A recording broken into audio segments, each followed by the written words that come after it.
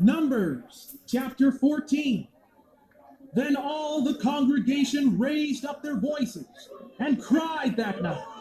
And all the children of Israel murmured against Moshe and Aaron. And the whole congregation said to them, If only we had died in Egypt or in this wilderness. Why has Yahweh brought us to this land? Only to let us die by the sword? Our wives and children will be taken as plunder. Would it not be better for us to return to Egypt? So they said to one another, We should choose a leader and go back to Egypt. Then Moshe and Aaron fell on their faces in front of all the children of Israel gathered there. And Yeshua ben Nun and Caleb ben Yaphan, who were among those who had spied out the land, tore their clothes. And they spoke to all the congregation of the children of Israel, saying, The land we passed through and spied out is an exceedingly excellent land. If Yahweh is pleased with us, he will lead us into that land, a land flowing with milk and honey, and he will give it to us. Only do not rebel against Yahweh, and do not be afraid of those people. They are only so much dead meat. Their protection has left them, because Yahweh is with us. Do not fear them. But the whole congregation spoke of stoning them. Then the glory of Yahweh appeared in the tent of meeting, in front of all the children of Israel. And Yahweh said to Moshe, How long will these people reject me? How long will they refuse to believe me with all these signs I have performed among them? I will strike them down with a plague and disinherit them, and I will make of you a nation greater and mightier than they. But Moshe said to Yahweh, Then the Egyptians will hear of it. For by your might, your strength, your power, you brought these people out from among them. And they will tell the inhabitants of this land about it. They have already heard that you, O Yahweh, are with these people, and that you, O Yahweh, have been seen face to face, that your cloud stays over them, and that you go before them in a pillar of cloud by day, and a pillar of fire by night. Now, if you kill these people to a man, then the nations which have heard of your fame will speak about you and say, Yahweh was not able to bring these people into the land he promised them on oath, so he killed them in the wilderness. Now, may Yahweh's power be displayed, just as you have spoken, saying, Yahweh is long-suffering and abundant in mercy, forgiving iniquity and transgression. But he by no means absolves the guilty ones.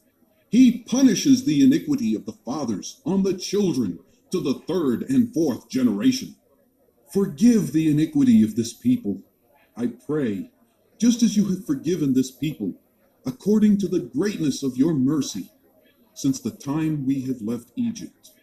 Then Yahweh said, I have forgiven them, as you asked. But as surely as I live, and as surely as the glory of Yahweh shall fill the whole earth, not one of the men who saw my glory, and the miraculous signs I performed in Egypt and in the wilderness, but who disobeyed me, and put me to the test these 10 times, not one of them will ever see the land I promised on oath to their forefathers, nor shall any of those who rejected me see it. But because my servant Caleb has a different spirit in him, and has followed me fully, I will bring him into the land where he went, and his descendants shall inherit it. Since the Amalekites and Canaanites are living in the valleys, turn back tomorrow, and set out toward the wilderness along the route to the Red Sea. Then Yahweh spoke to Moshe and Aaron, saying, How long will this wicked congregation murmur against me? I have heard their murmuring, which the children of Israel murmur against me. So say to them, As surely as I live, says Yahweh, I will do to you the very things I heard you murmur about. The bodies of you who murmured against me shall fall in this wilderness. Every one of you 20 years old or more, who was counted in the census, and who has murmured.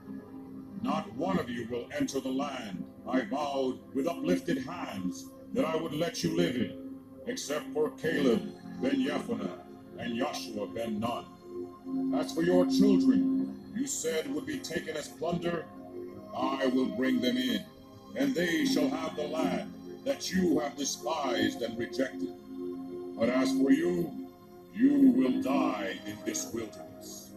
Your sons will be shepherds in this wilderness 40 years, suffering for your unfaithfulness, until the last of your bodies lies in this wilderness. For 40 years, 1 year for each of the 40 days you spied out the land, you shall suffer for your guilt, and you shall know my altering of my purpose concerning you. I, Yahweh, have spoken, and I will surely do these things to this evil congregation who are gathered together against me. They will meet their end in this desert, and here they will be buried. So the men Moshe had sent to spy out the land, who returned and made the whole congregation murmur against them by spreading a bad report concerning it. These very men, responsible for spreading the bad report about the land, were struck down and died of a plague in front of Yahweh. Of all the men who went to spy out the land, only Yeshua ben Nun and Caleb ben Yephuneh remained alive. When Moshe told these words to all the children of Israel, the people mourned greatly.